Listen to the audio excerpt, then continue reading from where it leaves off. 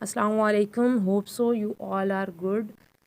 Last के 2 lectures में मैंने डिफ़ाइन किया था व्हाट इज़ बायोलॉजी और main branches of biology. Second lecture में मैंने बताया था what is life in biology. इसके अलावा cellular, non cellular, characteristic features of living and non living organisms, viruses. और आज का जो हमारा टॉपिक है वो ब्रांचेस ऑफ बायोलॉजी ही है, लेकिन उसकी फ़र्दर ब्रांचेस जो हैं वो हमने डिस्क्राइब करनी हैं। तो हम अपनी वीडियो का जो आगाज़ है उससे करेंगे। उससे पहले आप मेरे चैनल को लाजमी सब्सक्राइब कर दें, कमेंट कर दें, लाइक कर दें और शेयर कर दें, ताकि आने वाली वीडियो आपको जल्द अज जल्द मिल जाए और कोई प्रॉब्लम ना हो और सबके लिए हेल्पफुल रहे। तो चलते हैं हम अपने लेक्चर की तरफ। इंट्रोडक्शन टू बायोलॉजी जो है हमारा चैप्टर फर्स्ट है। ये बाकी चीज़ें मैंने तो डिफ़ाइन कर दी हैं, लेकिन अभी जो पेंडिंग है वो है branches of biology. First of all branches of biology कैसे हम डिस्क्राइब करेंगे उसमें बताते हैं। Modern biology deals with the structure, function and many other descriptions of living things. Advanced research during the 20th century has led to the division of biology into specialized branches. Some important branches are defined below. Modern biology जो है वो deal करती है structure से, function से और बहुत सी description जो है लिविंग थिंग्स की। और एडवांस रिसर्च 20th सेंचुरी ने हमें हमारी जो बायोलॉजी इसको डिवाइड किया गया है स्पेशल ब्रांचेस में, जो कि सम इम्पॉर्टेंट ब्रांचेस जो हैं वो डिफ़ाइन की गई हैं। फर्स्ट ऑफ ऑल मॉर्फोलॉजी पे आते हैं। Morphology is a Greek word compose of 2 words, morph mean form and logos mean discourse. The study of external form and structure of organism, इसको हम ऐसे डिफ़ाइन करेंगे। मॉर्फोलॉजी में हम प्लांट और एनिमल की अगर मॉर्फोलॉजी देखें कि एक्सटर्नल स्ट्रक्चर क्या है, बॉडी क्या है, फ्लावर्स हैं, लीव्स हैं, जो भी है। इसके अलावा सेकंड ब्रांच जो है वो है एनाटमी। ये भी ग्रीक वर्ड से बनी है। Ana mean part and tomy mean cutting. Those parts cut जिसको हम कट कर सकें या अलग कर सकें। The study of internal parts of body of living organism by cutting them open. For example human body को हम लेते हैं।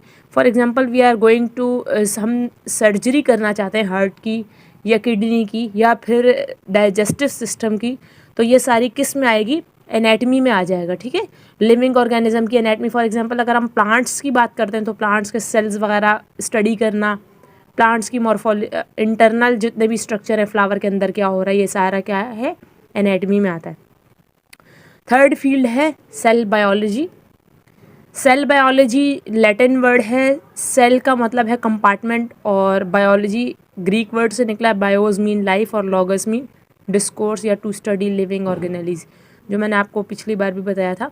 The study of cell and it organelles is called cell biology. Cell की स्टडी और cell के अंदर के components को पढ़ना सेल बायोलॉजी कहते हैं उसको।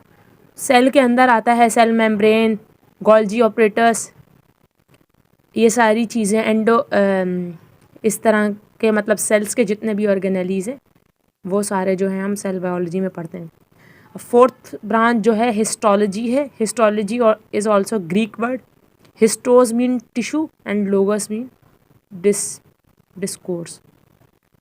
The study of structure of tissues of plants and animals. अब हम बात करेंगे वो स्टडी स्ट्रक्चर की जो किसी भी टिश्यू के बारे में हमें नॉलेज दो, वो उसकी हिस्टोलॉजी कहते हैं उसको हिस्टोलॉजी कहते हैं।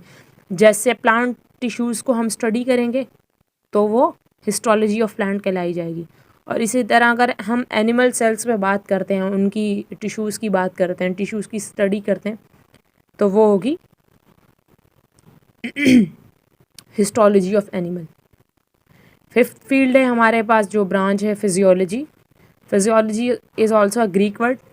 Physics mean nature, logos mean discourse. The study about function of living organism. For example living organisms का कोई भी फंक्शन है जो हम स्टडी करते हैं वो फिजियोलॉजी कहा जाता है। For example movement, digestion, reproduction, ये सारी चीज़ें फिजियोलॉजी में आती हैं। अब हमारी सिक्स्थ फील्ड है taxonomy. Taxonomy is also composed of Greek words. Taxis means arrangement, nomos mean name. किसी भी ऑर्गेनिज्म को अरेंजमेंट और ऑर्डर के साथ उसकी नेमिंग करना क्या कहलाता है? टैक्सोनॉमी कहलाता है। The study of the rules, principles, grouping and naming the living organism.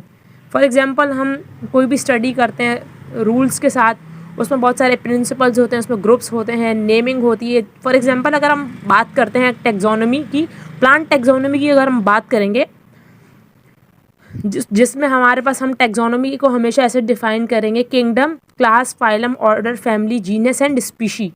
अब हम एनिमल्स की टैक्सोनॉमी करेंगे तो उसका भी यही तरीका है, और प्लांट्स की टैक्सोनॉमी करेंगे तो उसका भी वही तरीका है। अब हमारी 7th ब्रांच है जेनेटिक्स की। It is also Greek word genesis mean descent, और the study of heredity that is transferring of characters from parents to offspring. Simply इसको हम ऐसा बोलेंगे, कोई भी ह्यूमन है, ठीक है, उसके अंदर जीन्स हैं, हर ह्यूमन के, हर इंडिविजुअल के जीन्स अलग होते हैं। अब जो भी पेरेंट्स अपने ऑफ स्प्रिंग्स को जीन ट्रांसफ़र करेंगे वो जेनेटिक्स कहलाएगा, ठीक है। तो जो ऑफ स्प्रिंग्स होते हैं वो पेरेंट्स से हेरिडिटरी में लेते हैं जीन्स, तो उस स्टडी को जेनेटिक्स कहते हैं। अब 8 जो है वो ब्रांच ऑफ क्या है? 8th ब्रांच जो है developmental biology. It is a Greek word embryon. Embryon means embryo and logos mean discuss. Embryo की स्टडी जो है the study of formation and development of embryo. जितनी भी स्टडी है एम्ब्रियो की फॉर्मेशन की या डेवलपमेंट की, वो जितनी भी स्टडीज़ हम करेंगे वो किस में आएगा? डेवलपमेंटल बायोलॉजी में। अब 9th फील्ड है हमारे पास एनवायरमेंटल बायोलॉजी। अब नाम से पता चल रहा होगा कि कैसी फील्ड है। The study of relationship between living organism and non living factor of environment and their effect on each other. वो स्टडी जो रिलेशन करती है लिविंग ऑर्गेनिज्म का नॉन लिविंग फैक्टर्स के साथ, एनवायरनमेंट के साथ, और वो कैसे एक दूसरे के ऊपर अफेक्ट करता है। फॉर एग्जांपल ज़्यादा गर्मी है तो क्या होगा? लिविंग ऑर्गेनिज्म के ऊपर अफेक्ट आएगा, तो हमें गर्मी महसूस होगी। सर्दी होगी तो सर्दी महसूस होगी। तो ये एनवायरमेंटल बायोलॉजी है कि ह्यूमन के ऊपर नेचर जो एनवायरनमेंट का जो फैक्टर है वो कैसे उसको जो है वो उसको अफेक्ट कर रहा है, उसकी स्टडी को बोलते हैं हम एनवायरमेंटल बायोलॉजी। अब जो 10th फील्ड है वो पैलेंटोलॉजी है। ये भी नेम से आप देख सकते हैं, ग्रीक वर्ड्स है। पेलॉइस का मतलब है एंशियंट, और ऑन्टोस का मतलब है बीइंग, और लॉगस का मतलब है discourse. The study of remote past organic life with the help of fossils. वो स्टडी जो गुजरे हुए ऑर्गेनिक लाइफ के ट्रेसेस दे फॉसिल्स की फॉर्म में। फॉर एग्जांपल बहुत से सदियां गुजर जाती हैं, बहुत से सेंचुरीज गुजर जाते हैं, तो कुछ एनिमल्स होते हैं और कुछ प्लांट्स होते हैं, कुछ ह्यूमंस होते हैं और जो डेड हो जाते हैं। तो बहुत सारे जब ईयर्स गुजरते हैं उसके ऊपर सॉइल आती जाती है। जैसे जैसे सॉइल आती है तो वो अंडर सॉइल होते रहते हैं। जैसे जैसे वो जाते, जब हम बहुत ईयर्स बाद अगर हम उस जगह की डिगिंग करेंगे तो वो हमें सैंपल्स नज़र आएंगे। वो सैंड के ऊपर जो है, सॉइल के ऊपर जो इसके कुछ जो होंगे निशान फॉसिल्स के हमें मिलेंगे। तो उस स्टडी को क्या कहते हैं? पैलेंटोलॉजी। अब 11th फील्ड है जो है biotechnology. The study about techniques for manipulation of genes to bring the changes in structure and locomotion of genes to achieve desirable characters is called biotechnology. अगर देखा जाए आजकल के दौर में 2022 चल रहा है, और बायोटेक्नोलॉजी वो फील्ड है जो एनिमल्स, प्लांट्स और ह्यूमंस के अंदर भी अप्लाई होती है। किसी भी चीज़ को आप अच्छा बनाना चाहते हैं, फॉर एग्जांपल अगर हम बात करते हैं, कुछ टोमेटो ट्रीज़ हैं। एक टोमेटो ट्री है, उसका जो फ्रूट है वो स्मॉल साइज़ में है, और एक टोमेटो जो है उसका लार्ज साइज़ का फ्रूट है टोमेटो का। तो बायोटेक्नोलॉजी से हम क्या कर सकते हैं? जीन इनकॉर्पोरेशन करा सकते हैं प्लांट्स की। अगर स्मॉल साइज़ का फ्रूट है और लार्ज साइज़ का फ्रूट है, उनके अगर सीड्स को हम आपस में अगर इंटरमिक्स करें या जेनेटिक चेंज लाना चाहें, तो जो न्यू जनरेशन आएगी उसमें क्या होगा? जो टोमेटोज़ ग्रो होंगे वो लार्ज साइज़ के होंगे। तो इसी तरह बायोटेक्नोलॉजी होती है। इसी तरह फॉर एग्जांपल हम अगर बात करते हैं, जो हम टेट्रा पैक मिल्क यूज़ करते हैं, मिल्क पैक्स जो होते हैं वो पास्चराइज करके रखे होते हैं, वो भी पैक्ड होते हैं, वो ख़राब नहीं होते, ये भी बायोटेक्नोलॉजी है। पाइनएप्पल्स टिन्स जो होते हैं उसको भी बायोटेक्नोलॉजी के साथ उसको इंटरलिंक किया हुआ है, क्योंकि चीज़ें ख़राब नहीं होती, उसको हम रिस्टोर मतलब स्टोर करके रख सकते हैं। अब 12th जो फील्ड है वो सोशियो बायोलॉजी है। Latin word sociare to associate, the study of social behaviour of living organism that is interaction between themself. Social behaviour living organism का जो भी स्टडी होगी उसको सोशल बायोलॉजी कहेंगे। और फॉर एग्जांपल दो ऑर्गेनिजम्स हैं आपस में इंटरलिंक कर इंटरेक्शन हो रहा है उनका आपस में, तो वो सोशल बायोलॉजी है। For example community of dogs and cats, social biology है। अच्छा, अगली फील्ड है पैरासाइटोलॉजी की। Para is a Greek word which means up, the study of parasites. Parasites के बारे में जो भी हम स्टडी करते हैं उसको पैरासाइटोलॉजी कहते हैं। फॉर एग्जांपल जो कुछ पैरासाइट्स जो होते हैं वो ह्यूमन के अंदर होते हैं, उनको एंडो पैरासाइट्स कहते हैं। जैसे कि टैपवॉर्म्स जो होते हैं वो पैरासाइट्स होते हैं। इसके अलावा अगली ब्रांच जो है वो फार्माकोलॉजी है। Pharma is a Greek word, pharmacon means drug, the study about action of drugs. For example humans, we humans are, मतलब हम जब कोई भी दवाई खाते हैं, जिसको ये हम जो ड्रग की बात कर रहे हैं ये वो ड्रग नहीं है जो आप लोग समझ रहे हैं। ड्रग मीन दवाई, दवाई वाला मेडिसिन, मेडिसिन वाला जो ड्रग है वो ह्यूमन बॉडी लेती है। फॉर एग्जांपल आप पैनाडोल खाते हैं, पैरासीटामोल खाते हैं, फ्लेजल खाते हैं या कोई भी दवाई खाते हैं, उसका जो भी एक्शन होता है आपकी बॉडी के अंदर, उसकी स्टडीज़ को क्या कहते हैं? फार्माकोलॉजी। और जो फार्माकोलॉजी पढ़ लेते हैं उनको बोलते हैं फार्मासिस्ट।